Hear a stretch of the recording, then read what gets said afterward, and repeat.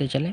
तो इसमें देख लीजिए, गवर्नर ऑफ बंगाल इस टर्म एज गवर्नर जनरल। और एक बार फिर से हम लोग रिवाइज करते हैं इसको कि गवर्नर ऑफ बंगाल जो है उसको क्या किया गया, गवर्नर जनरल ऑफ बंगाल कहा गया। वारेन हेस्टिंग जो थे वो पहले वहाँ के गवर्नर जनरल थे। Presidencies of Madras and Mumbai is under the Bengal. Bengal के अंदर ही मद्रास और मुंबई की प्रेसिडेंसी आ गई। High court in 1774 stabilize will 3 जज एंड 1 मेन जज। जो हाई कोर्ट था, हाई कोर्ट जो था उच्च न्यायालय था, वो 1774 में क्या हुआ, स्टेबलाइज हुआ 3 जजों के साथ, 3 मेन जज थे उसमें। In this act for the employ can not take any money and gift for the Indian individual. इस एक्ट में, रॉलेक्ट एक्ट में क्या हुआ कि कोई भी जो वहाँ का कर्मचारी रहेगा वो किसी भी भारतीय से गिफ्ट यानी उपहार नहीं ले सकता या किसी भी तरीके की रिश्वत नहीं ले सकता। राज्य नागरिक welfare is under the court of director which is governor body of the company.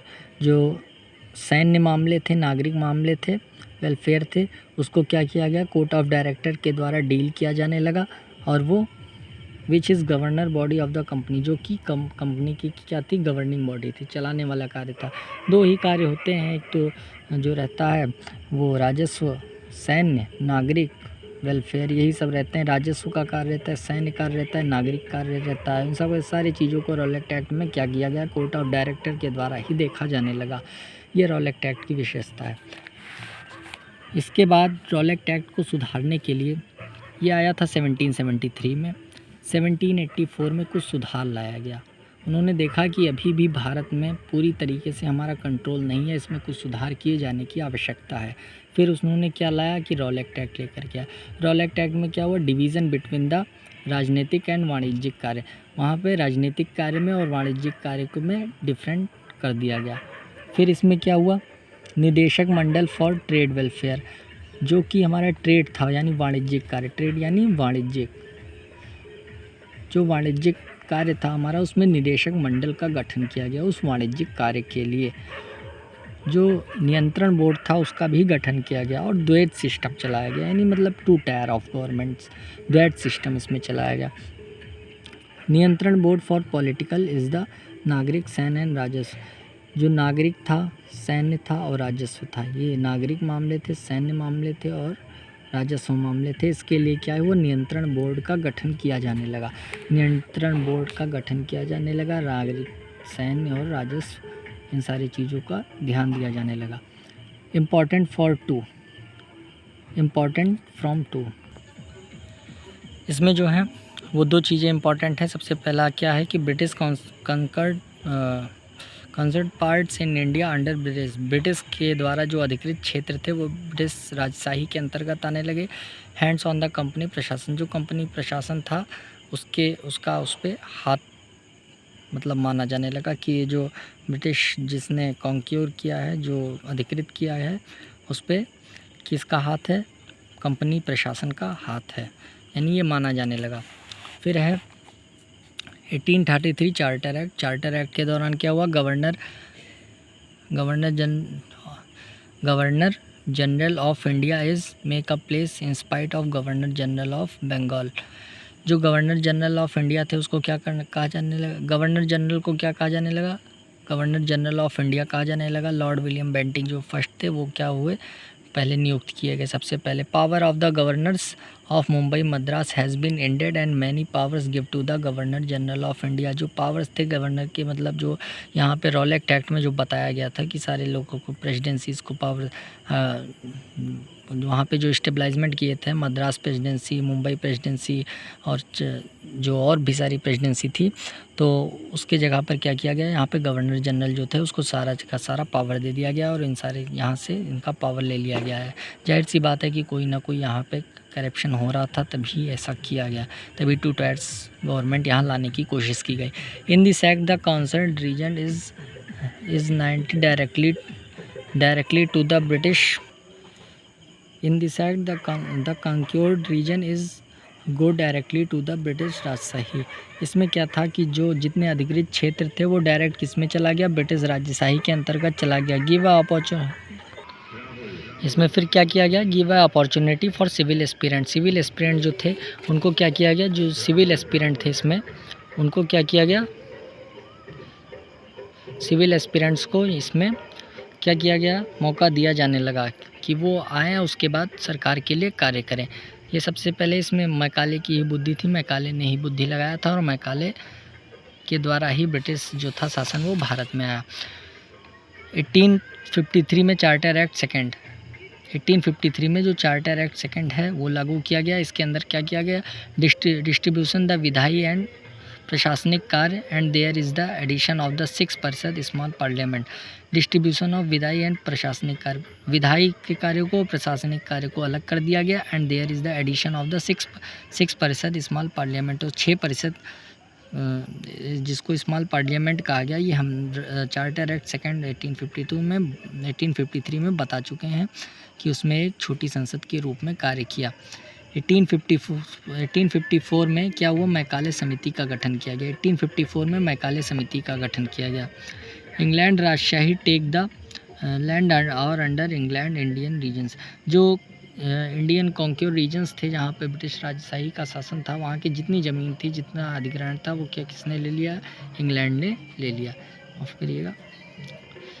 उसके बाद स्थानीय प्रतिनिधित्व चालू हुआ, जो पार्टिकुलर प्लेस लीडरशिप जो था वो यहाँ से आया। मद्रास, बंगाल, बम्बई, आगरा, ये यहाँ से सबसे पहले 4 जगह, यहाँ मद्रास, बंगाल, बम्बई और आगरा, ये याद रखिएगा। मद्रास में सबसे पहले, बंगाल में, आगरा में, यहाँ सबसे पहले चुनाव होना चालू हुआ। एक दूसरे तरीके से देखते हैं, Rowlatt act, Pitt's India act, charter act first and charter act second, ये 1773 में। पिट्स इंडिया एक्ट 1784 में, चार्टर एक्ट 1833 में, चार्टर एक्ट सेकंड 1853 में, ये सारी चीज़ें आई हुई थी। तो रॉलेट एक्ट 1773 के अंतर्गत क्या हुआ कि ये इसको सबसे ज़्यादा संवैधानिक रूप में, मतलब कानूनी रूप में इसको सबसे ज़्यादा महत्वपूर्ण माना जाने लगा। इसमें नियमित और नियंत्रित करने के लिए दिशा निर्देश दिए गए कि शासन को कैसे नियमित करें, नियंत्रित करें। जो क्वीन एलिजाबेथ थी, उसका चार्टर के द्वारा ये सारा कार्य किया गया था। रॉलेट एक्ट में हम पहले बता चुके हैं। प्रशासनिक राजनीतिक कार्य को मान्यता दी गई, इसमें प्रशासनिक राजनीतिक कार्य को ही मान्यता दी गई। केंद्रीय प्रशासन की नींव रखी गई, मतलब सेंट्रल गवर्नमेंट की इसमें नींव रखी गई। रॉलेट एक्ट में इतना सारा कार्य किया गया। इसके बाद पिट्स इंडिया एक्ट आया, Pitt's India act 1784। Pitt's India act 1784 के तहत में क्या किया गया कि ब्रिटिश आधिपत्य क्षेत्र जो था उसको घोषित कर दिया गया, मतलब भारत के जितने भी क्षेत्र थे उसको ब्रिटिश आधिपत्य क्षेत्र घोषित कर दिया गया। ये केवल इसीलिए किया गया था कि जो निचले कर्मचारी थे वो कहीं पट ना जाए, कहीं ऐसा ना हो कि जो सेंटर है उसका उस पर दबाव ना बना रहे। इसको पूर्ण नियंत्रण प्राप्त कर लिया गया, इस पर पूरी तरीके से नियंत्रण कंट्रोल प्राप्त कर लिया गया। पिट्स इंडिया एक्ट के तहत राजनीतिक वाणिज्यिक कार्य को पृथक कर दिया गया, जो इसमें पॉलिटिकल एंड ट्रेडिशनल कह रहा है, ट्रेड वाला जो कार्य था, मतलब कॉमर्स से रिलेटेड जो था, राजनीतिक कार्य और कॉमर्स वाले कार्य को पृथक कर दिया गया। निदेशक मंडल का गठन किया गया, किसके लिए, व्यापारिक कार्य, राजनीतिक कार्य के लिए।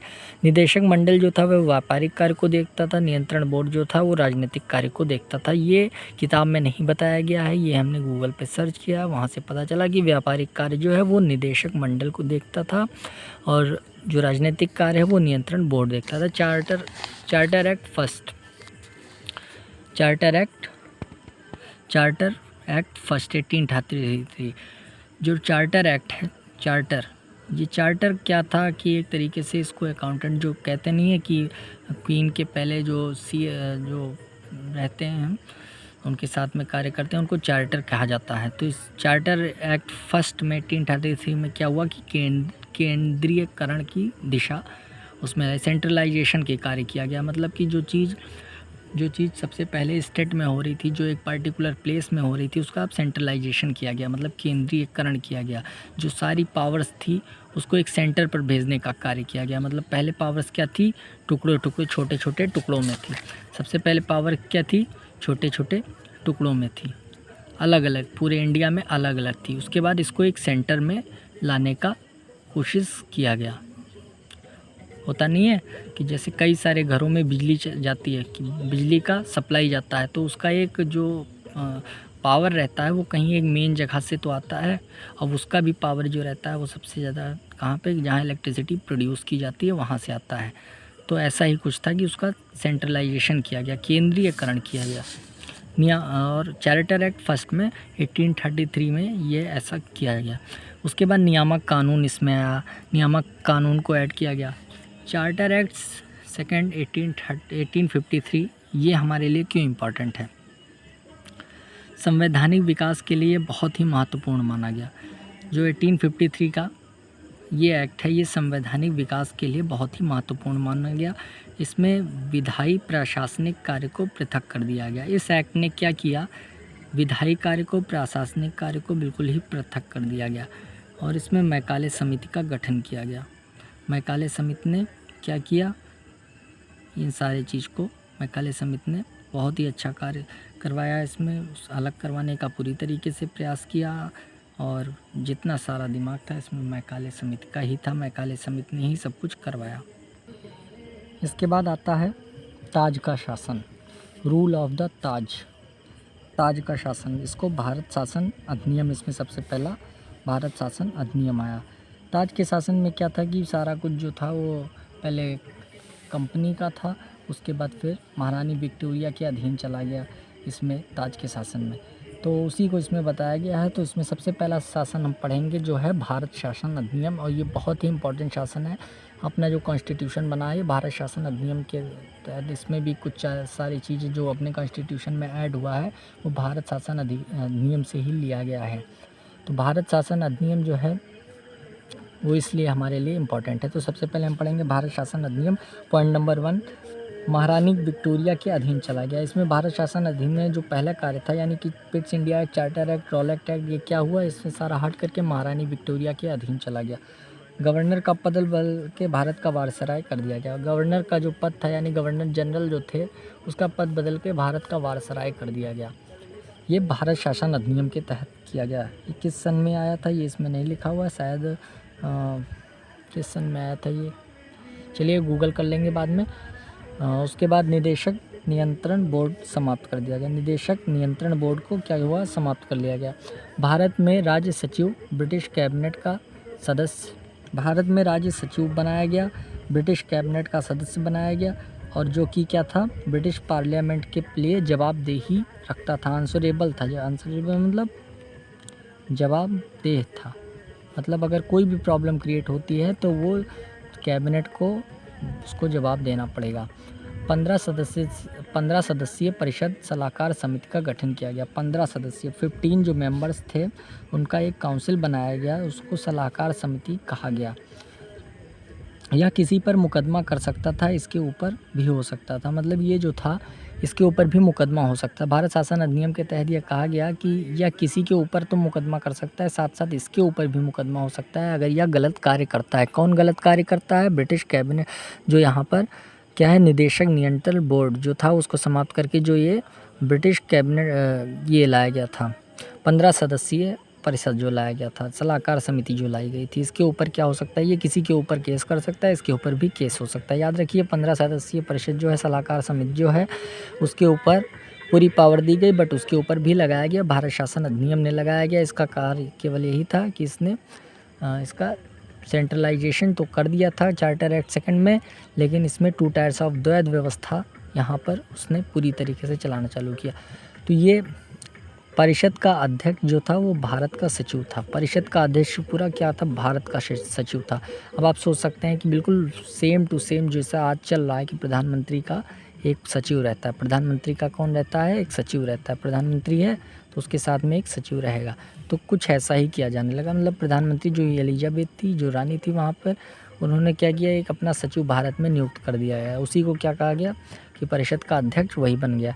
लॉर्ड कैनिंग जो थे वो पहले वारसराय थे यहाँ के, जो गवर्नर जनरल थे उसका पद हटा दिया गया था तो वारसराय का पद ही था। तो लॉर्ड कैनिंग जो थे वो सबसे पहले भारत के वारसराय थे। इसके बाद हम लोग पढ़ेंगे 1861 का भारत परिषद अधिनियम, इंडियन लेजिस्लेटिव एक्ट, भारत परिषद अधिनियम जो था 1861 का, इसको हम पढ़ेंगे।